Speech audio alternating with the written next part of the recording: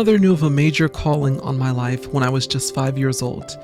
Before I was born, she prayed for me to be outspoken, intellectual, and a prophet.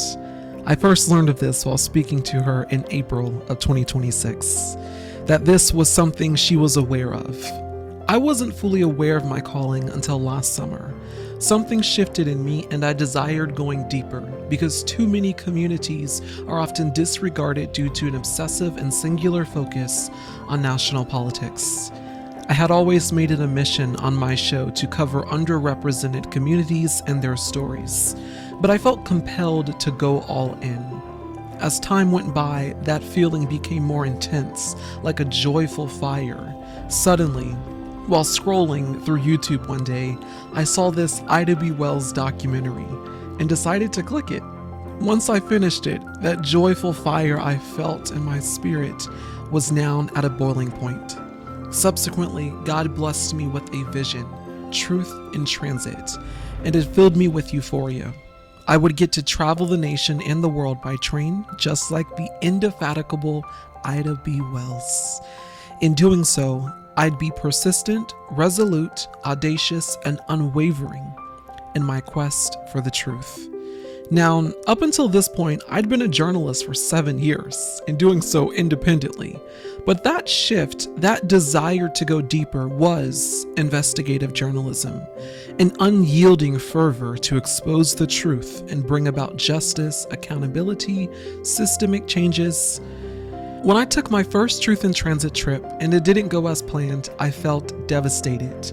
I literally cried in the airport, but felt the Spirit telling me it wasn't over. Nothing is Impossible by Mariah Carey reverberated in my ears as I looked at the morning sky, still distraught from my unfulfilled mission. That trip to Baltimore taught me that God's timing is important, and that, as my mom said, was just a divine detour. 9 trips later, I'm constantly amazed by what the Lord is doing in my life. In January of this year, I finally became a full-time independent journalist. A month prior, I had prayed about this and asked the Lord for confirmation if He wanted me to go all in. Initially, I did not listen to the signs because I was doubting and self-sabotaging, but when I got a text from my spiritual auntie and then a sermon at church that seemed written exactly for me, I knew that I had to give God my yes before 2026. So I handed in my resignation before the new year. Per the letter, my last day would be January 12th. When I told my boss, I felt the peace that surpasses all understanding. 5 days later, I was walking boldly in my calling, investigating data centers in Maryland. When I travel and every time I hold my microphone now during work, I'm eternally grateful because I realize my vision has become reality, finally. The work I do is all for the Lord's glory. I'm just His vessel. As I celebrate and reflect on 8 years today of being a journalist, I am first and foremost grateful. I'm enamored by the work that I do.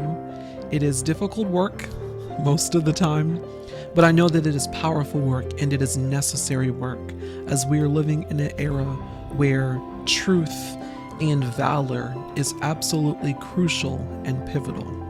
Thank you all so very much for being with me on these 8 amazing, tumultuous, faithful years of being an independent journalist, and now officially, as of this year, 6 months in, an independent, and 7 months in, an independent investigative journalist. I appreciate you all so dearly.